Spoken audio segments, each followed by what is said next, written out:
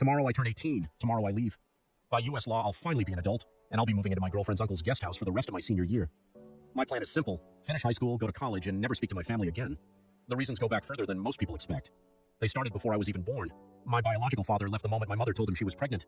She raised me alone until I was 2 when she met Ted. He had a son, Mark, the same age as me. Mark's biological mother had died. Mine was still very much alive. That distinction shaped everything. After my mom married Ted, she adopted Mark almost immediately. Ted never adopted me. Instead, they pursued child support from my biological father. A year later, they had my half-sister, Grace. From that point on, everyone in the house shared Ted's last name, except me. I kept my mother's maiden name, like a permanent reminder that I was different. I didn't always call Ted by his first name. For most of my childhood, I called him Dad. He was the only father figure I'd ever known. But even early on, there were cracks. At family gatherings, my mom would refer to Mark and me as her sons. Ted would correct her. Mark was his real son, and I was adopted. Mark and Grace got one-on-one time with him. I never did. As school went on, things got worse. I did very well academically. Honors, AP classes, straight A's. Mark struggled more. That gap bothered Ted in ways he never admitted outright. When report cards came, Mark and Grace were praised openly. My grades were brushed off with jokes about how I didn't even have to try. Any compliment came wrapped in sarcasm. There were arguments about money, too. Ted once suggested limiting what I earned for good grades compared to Mark. My mom stopped that, but she never stopped the imbalance. Ted and Mark's bonding trips always seemed to result in bigger rewards than anything I received. By 15, I knew exactly where I stood. That summer, Ted and Mark planned a camping trip. I asked to go.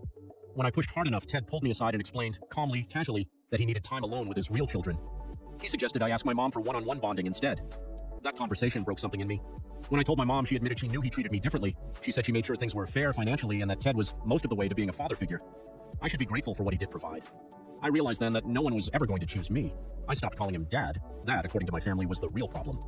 At 16, they staged an intervention. Everyone sat in the living room waiting for me. Ted, my mom, Mark, and Grace. One by one, they explained how much it hurt them that I used Ted's first name. Grace cried. That was the worst part. I loved her. Losing her felt like losing everything. When I finally spoke, I told them how isolated I felt, how the last name mattered, how I'd always been treated differently. I cried. No one comforted me. Ted told me I was hurting myself by standing apart, that I could rejoin the family if I wanted. Eventually, to keep the peace, I started calling him Dad again, but nothing healed. I became deeply depressed. I thought about ending my life more often than I want to admit. Then at work, I talked about it. A coworker, Jenny, told me something simple: save, leave. When you turn 18, you don't have to stay, so I did. Jenny and I started dating. Her uncle needed a tenant for his guest house. I paid 10 months rent up front. I've been quietly moving my things out for weeks. Tomorrow, while they're at church, I'll take my bed and the last of my belongings. I'll leave a note for my mom. I hope I can forgive her someday, but not now. I know I'm giving up financial support. But if Jenny hadn't said something, I don't know if I'd still be here. I don't know what the future holds. I just know that tomorrow I choose myself. I'll update once I'm out.